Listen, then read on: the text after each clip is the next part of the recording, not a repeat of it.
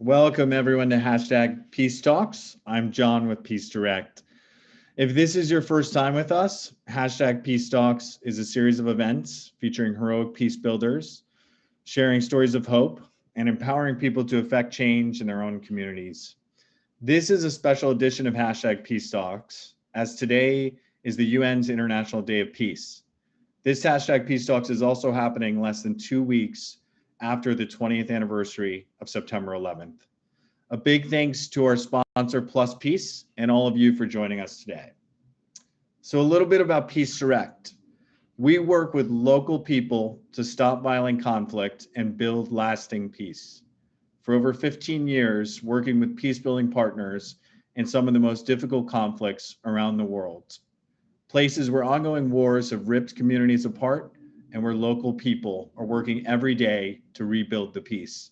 Today, we are absolutely honored to welcome Afghan peacebuilder Sofia Ramyar, who will be sharing her inspiring story of resilience and hope. Then we'll open it up to the audience and have a Q&A. Please submit questions via the Q&A section at the bottom of the Zoom window. We'd also invite you to join the conversation on Twitter, hashtag Peace Talks at Peace Direct. Now I'd like to hand it off to our friend and partner for tonight's event to say a few words, Monica Kirka, Director of Plus Peace. Hello, everyone. We're calling here from the Capitol. We're just near Thomas Circle, and we're ready to be getting our peace tank out. And I'll just take you a little bit around it to show you what we're doing here. So for Peace Day, we've been taking it out on the streets for a few different events. And we have here, it says Human Rights Matter on the streets. We took it out for to support human rights in Palestine and also for Colombia.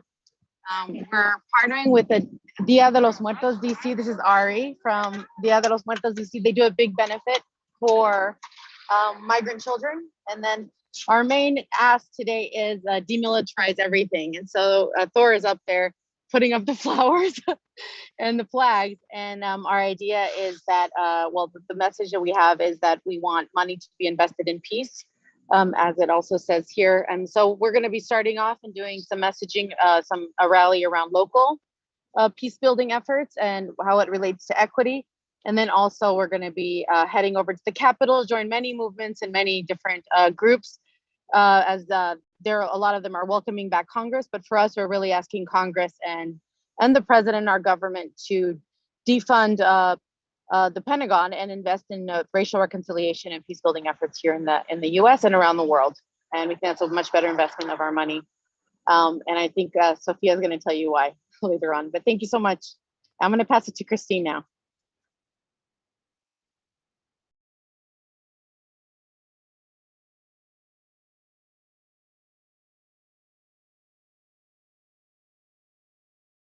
You're muted. You're muted.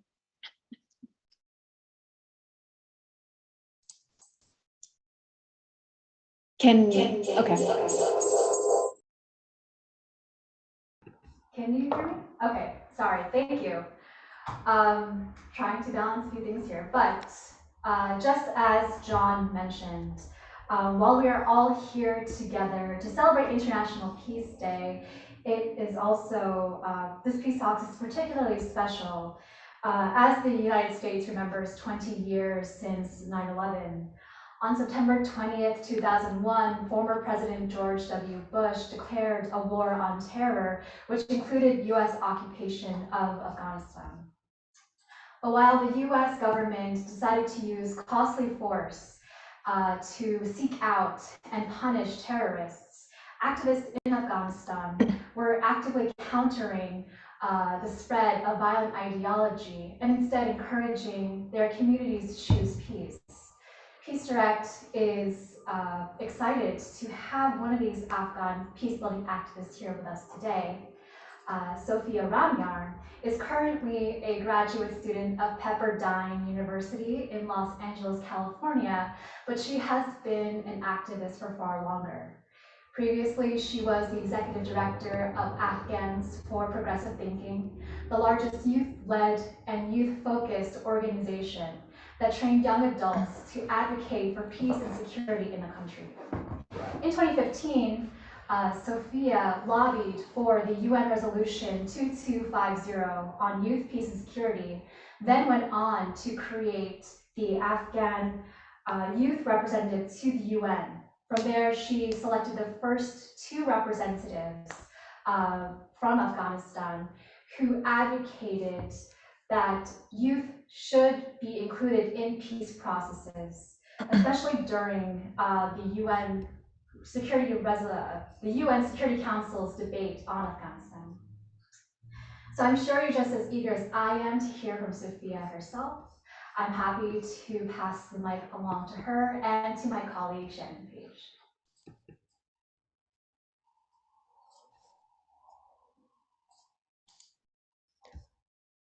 Hi, Sophia.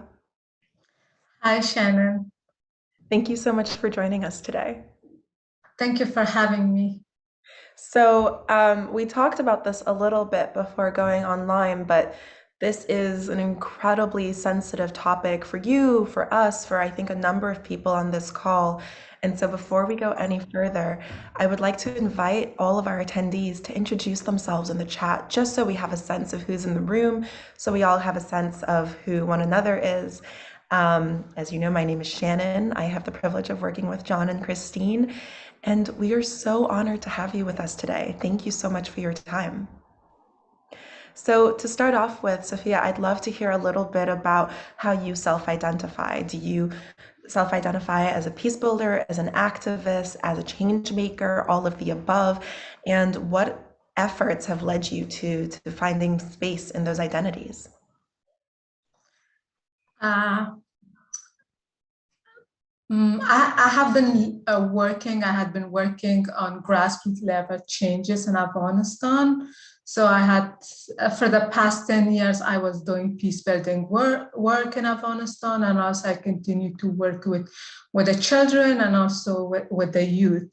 So I will leave it to the audience how they call me, whether I'm a change maker, whether I'm a peace builder, or if whatever they call me.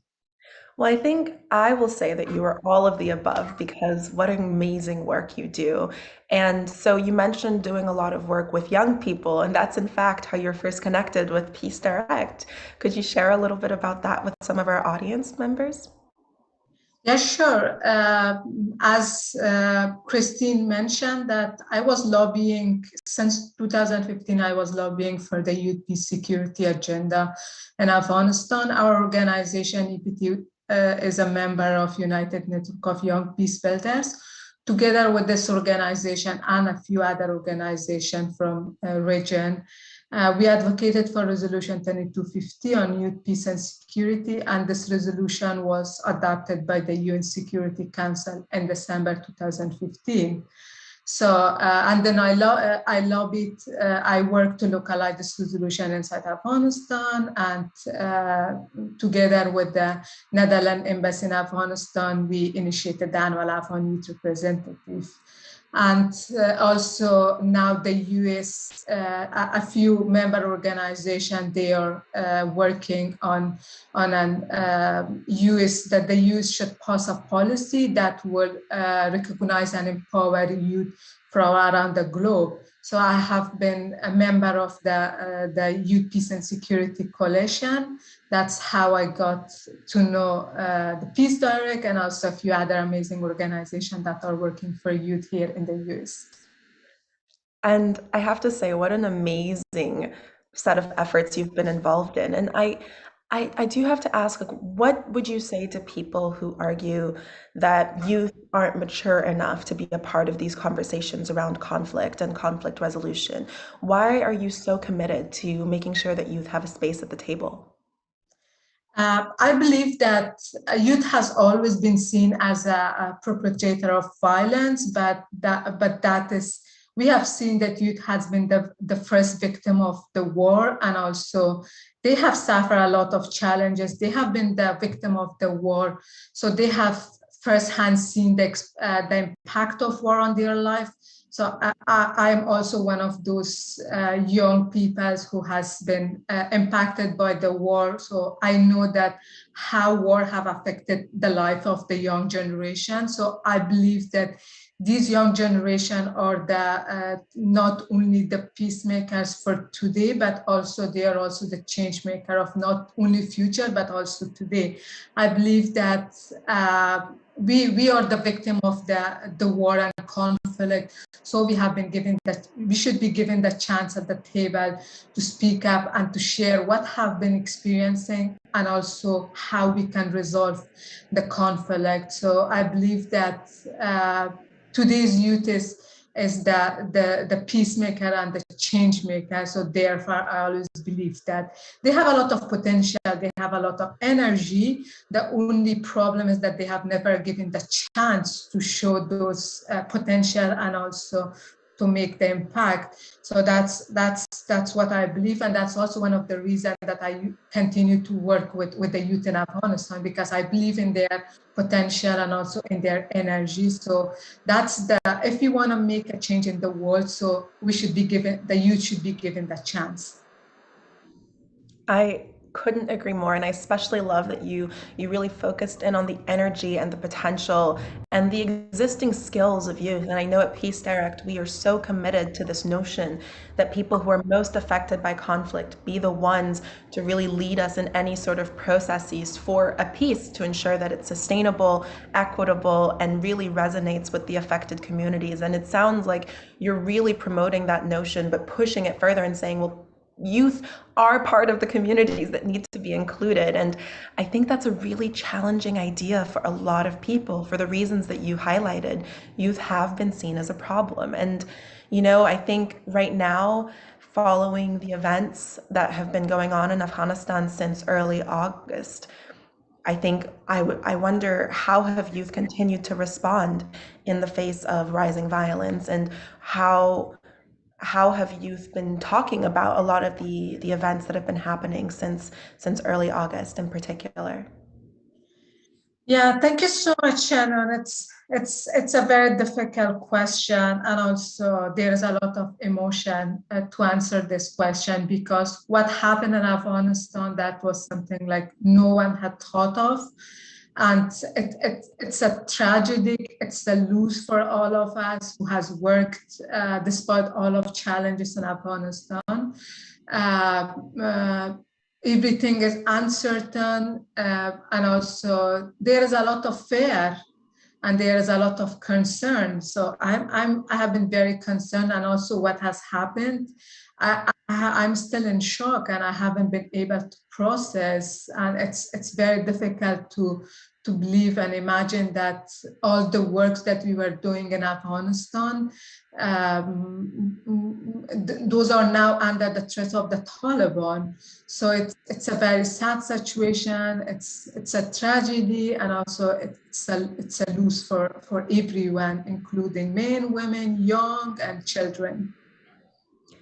Thank you for the reminder that it is a tragedy. I don't think anyone on this call forgot, but you know, as I mentioned at the start, this is a sensitive topic and it is an emotional topic. I think so often when we talk about these things, we want to separate that from ourselves. And I really do, again, want to thank you for the reminder that this is affecting Afghans across the board: men, women, youth, children, everyone. And I think so often with a lot of the ways that this conversation has been happening, there's been a focus on US partners, but that's leaving out everybody who may not have direct relationships with the US and who for that reason weren't able to be evacuated. So in your opinion, what can we do, those of us who are perhaps in the United States or around the world, who are seeing what's happening in Afghanistan, who recognize it as a tragedy, as an absolute devastation to all of the amazing work that has been done over the past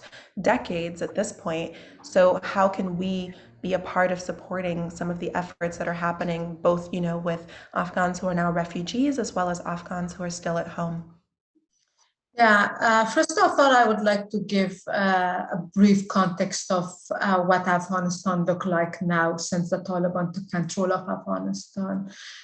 Currently, there is a humanitarian crisis. About 1 million people are displaced. People does not have food to eat. They do not have houses. They are living on streets on streets without food. Like even they cannot feed their small children. And we have also seen a lot of people dying from hunger. So there is a humanitarian crisis going on, and also people cannot access their money in the bank. The banks were closed until 2 weeks ago, and it's open. Only people can withdraw money up to 10,000 Afghani per week, and there is a line of like thousands of people. Like my colleagues, they are every day they are going around 3 a.m. standing in the line, and then they cannot get until late night, and they cannot get through the crowd to get their money. So there are currently humanitarian crisis going on. People, and also another situation is that the Taliban has put a lot of restriction. They have restricted the freedom of the media. They have also banned women from going to school, and being involved in the sports, and also women are trapped inside houses. So this is the situation currently going on in Afghanistan, and the support the international community is doing could do is that they have to continue their humanitarian support, because if the situation continues, we might lose a lot of people. And also there has been a lot of reports that says that around 97 people are at risk if there is no humanitarian support for them now. And also there should be international pressure on the Taliban to form an inclusive government.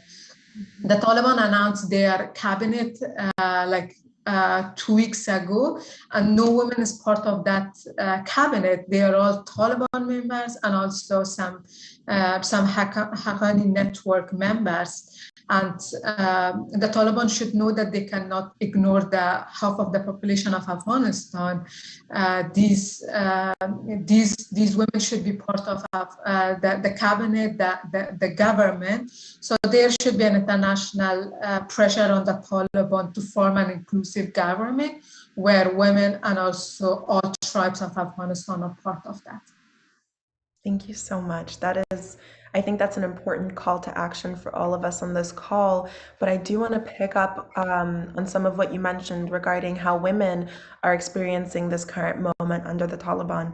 And I was wondering if you could speak a little bit to some of the ways that past efforts to promote, female empowerment, women's education, and women's liberation, and equal access in Afghanistan, how have they continued or been hindered, or how are they functioning now as things are shifting under the Taliban?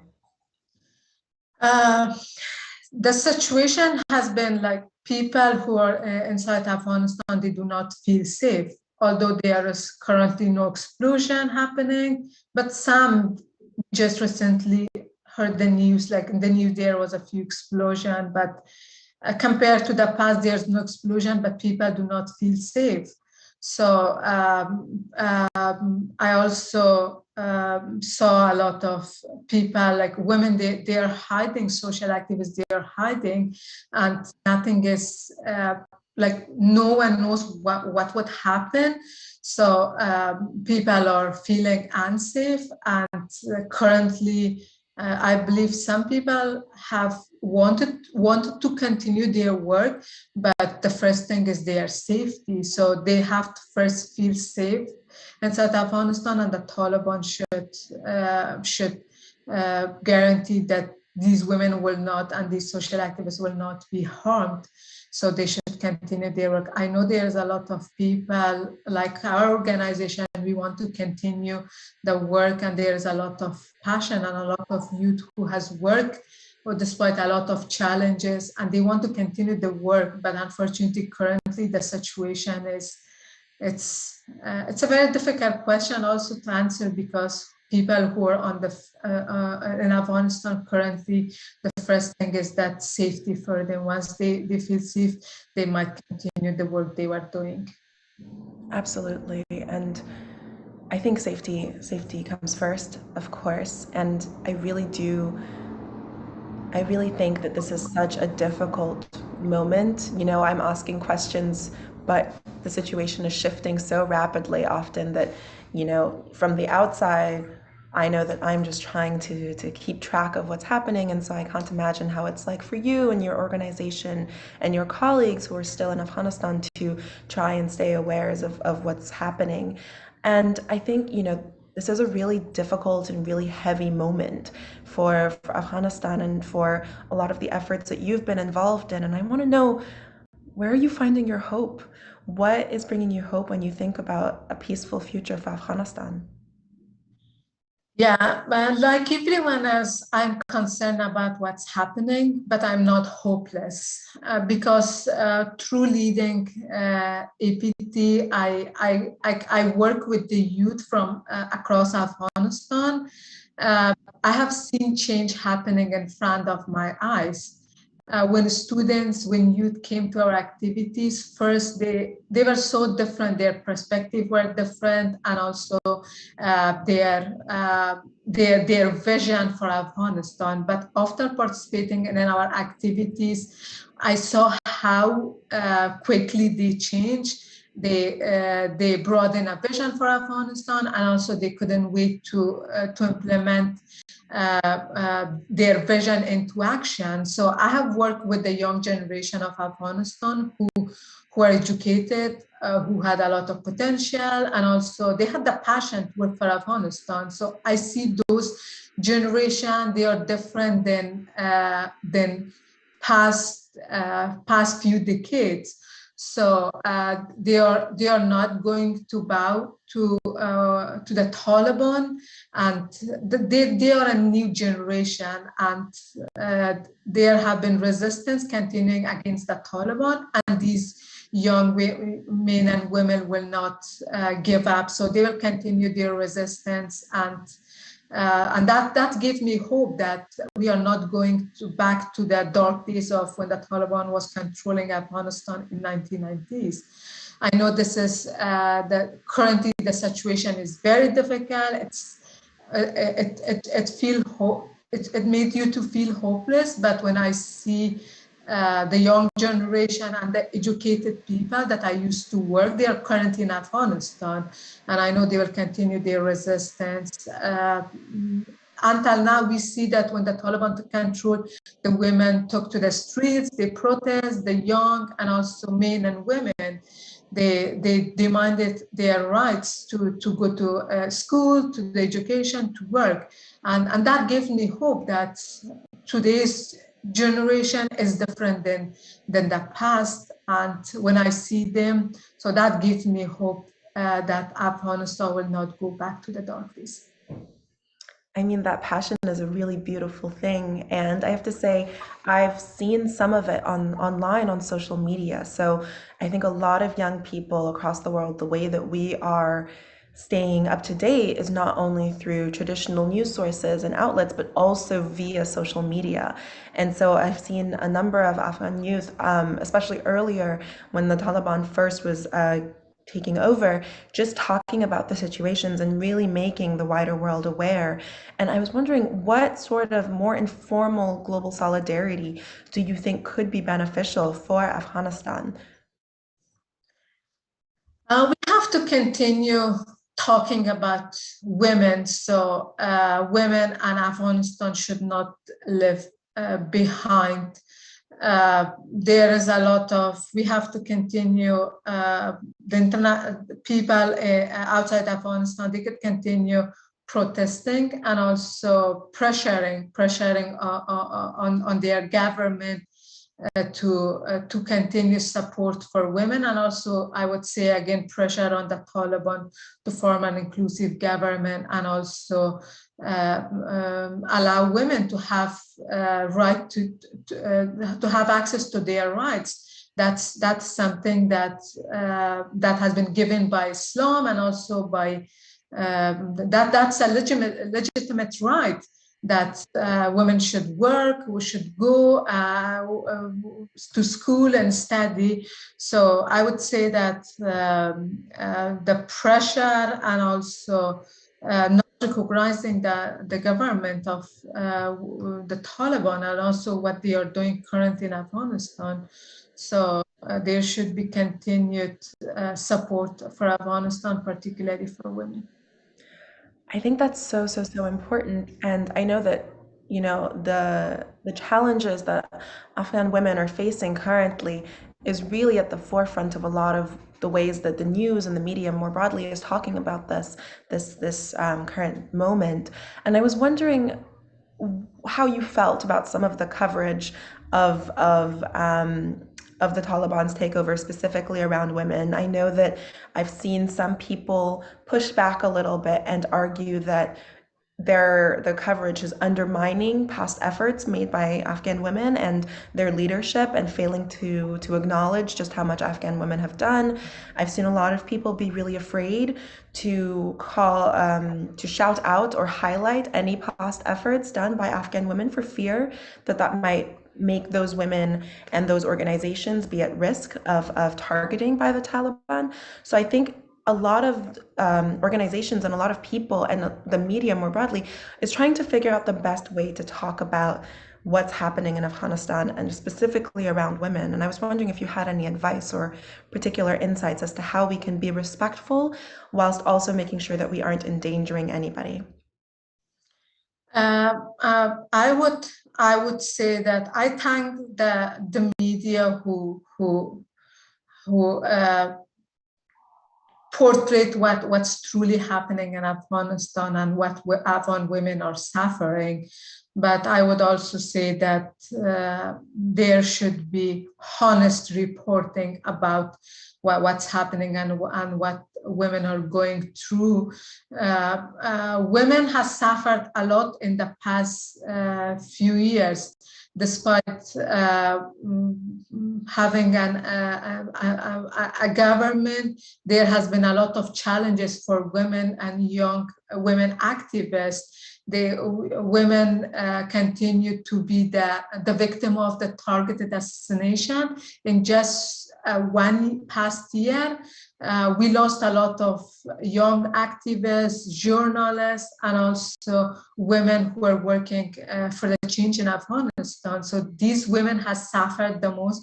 I would acknowledge that everyone suffered, but women has been, in the past 1 year, women has been the direct victim of the target assassination. So women has achieved less, but now those achievements has been with a lot of sacrifices. But now even women, despite all the challenges that want to work for change in Afghanistan, now all the rights have been taken from them.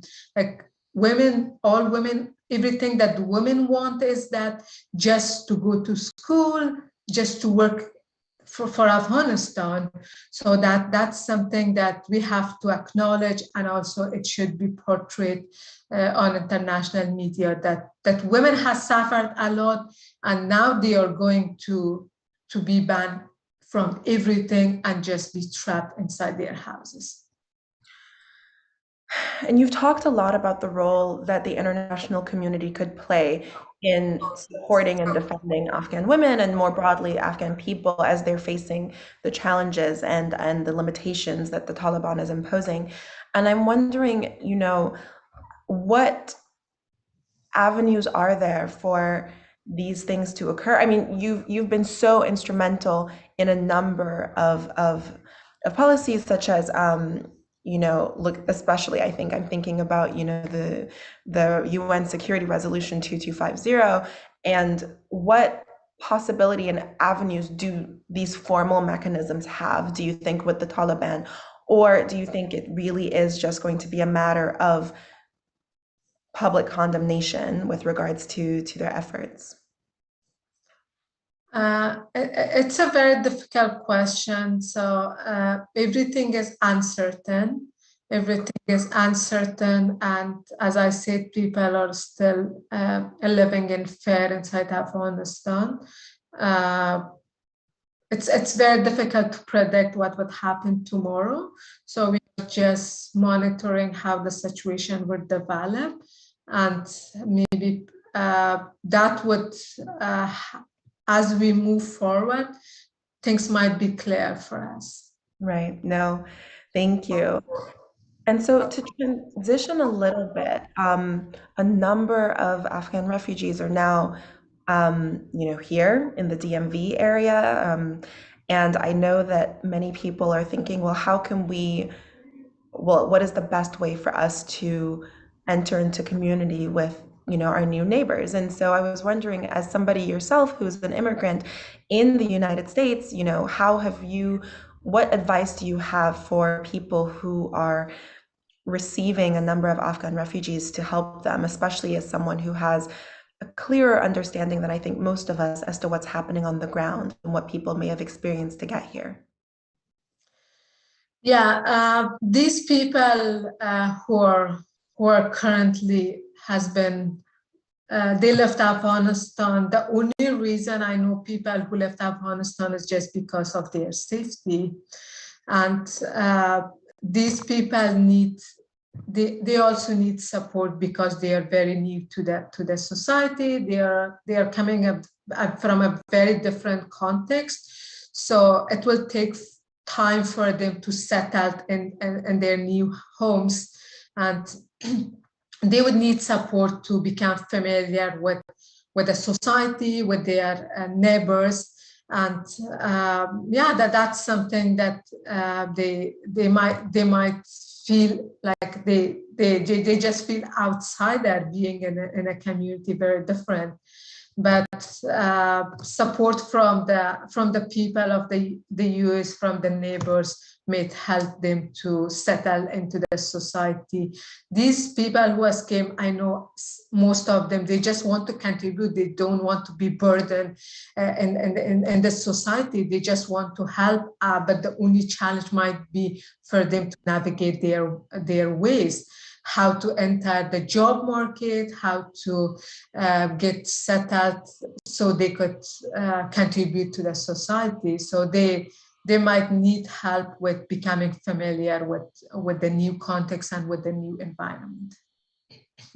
Absolutely. And I think that's where we can step in. A lot of us on a day-to-day basis, we can find organizations in our communities that are working with Afghan refugees and welcome them and make sure that they know that they have people to turn to with questions, and also just general support and community building as they work to heal from some of the struggles that they've undergone to get here.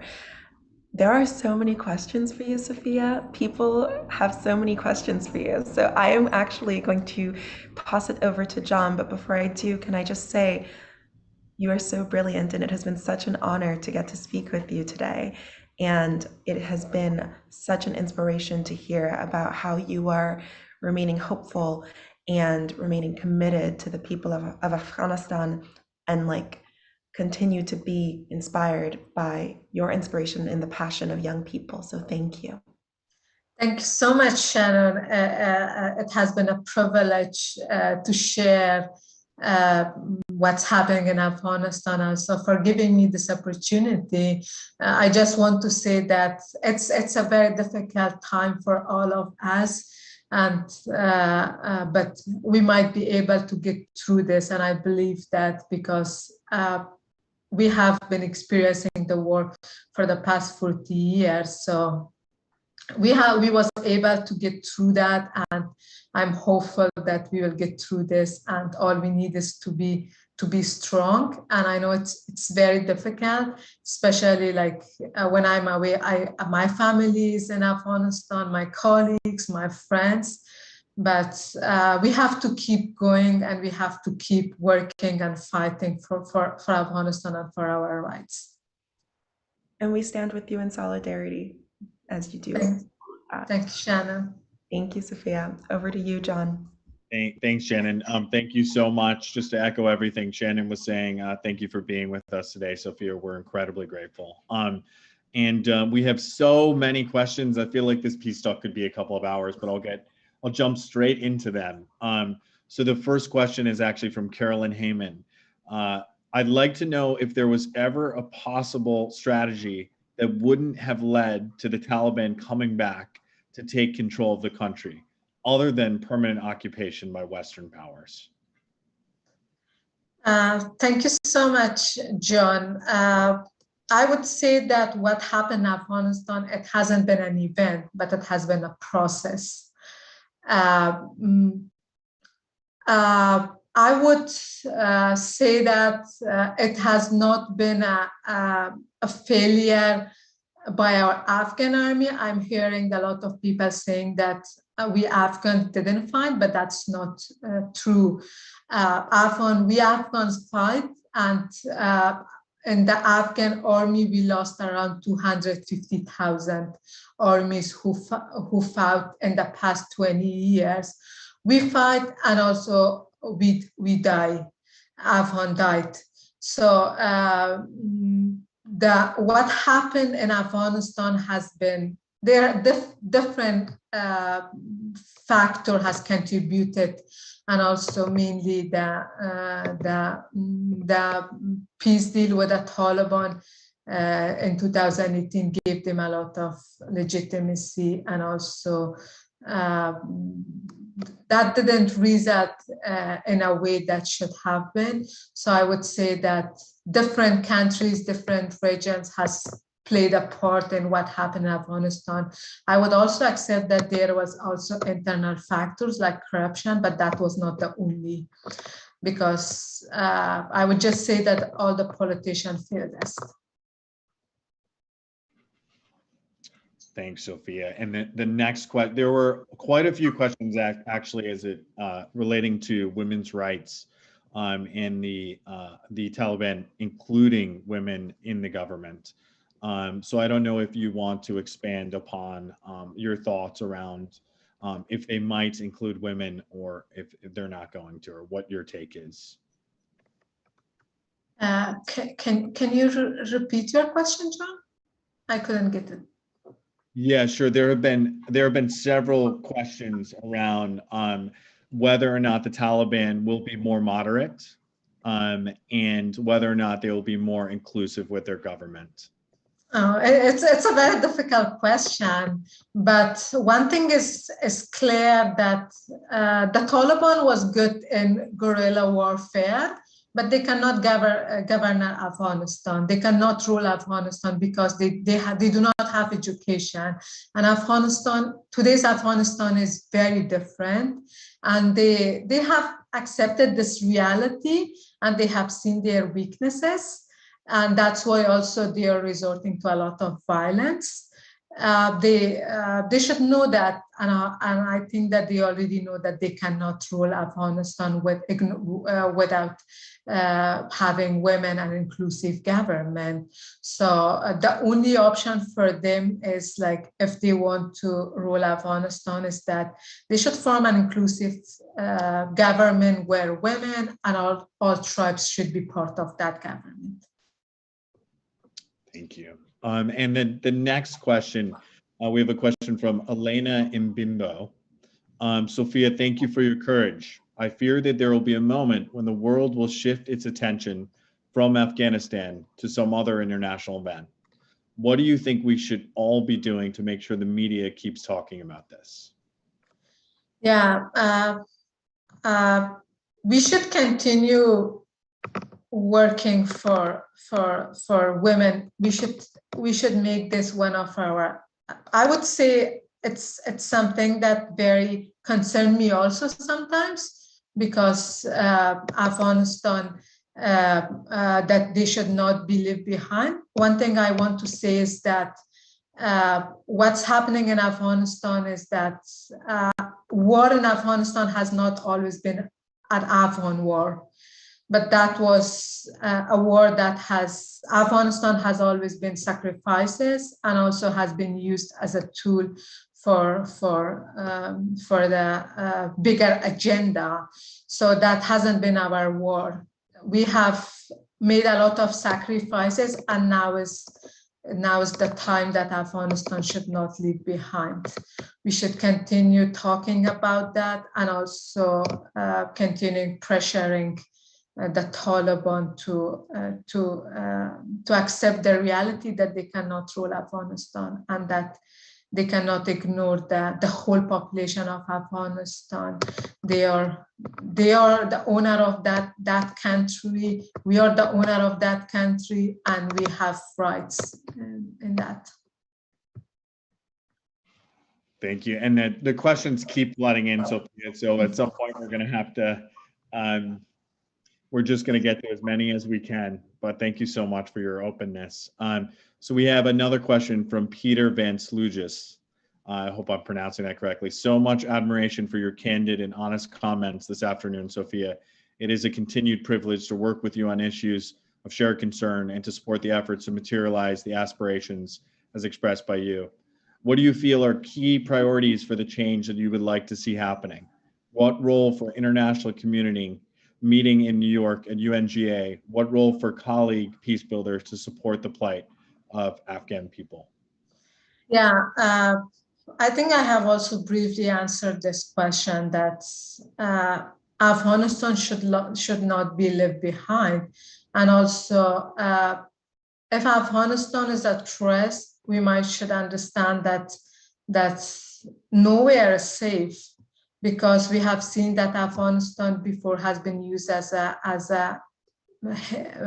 safe haven for the terrorists to attack, to use a lot of terrorist acts in the past, and leaving Afghanistan behind might also repeat those incidents again. And then if we want a peace in the world, I think there should be peace in all countries, and now it's the time that Afghanistan should be supported, and especially Afghan women.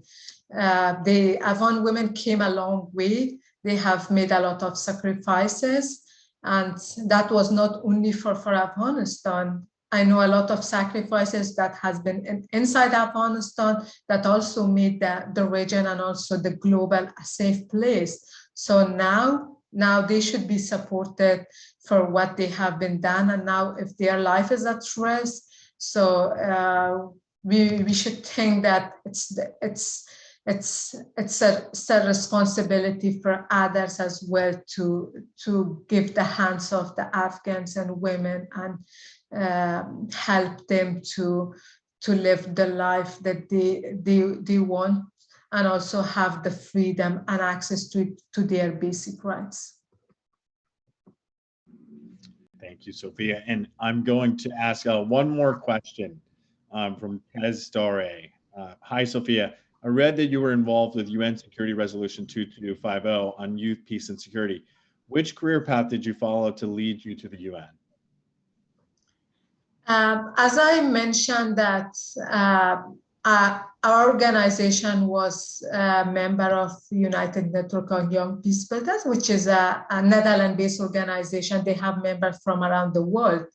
And we were part of the organization. We continued to advocate for the resolution 2250. And also, I would just repeat what I said in my discussion with Shannon, that I always believe that the youth, they are not only the future peacemaker, but they are the current change maker of today's society. I believe in their potential, and they should be recognized on the local level, and also there should be an international recognition and international support for them to play a positive role.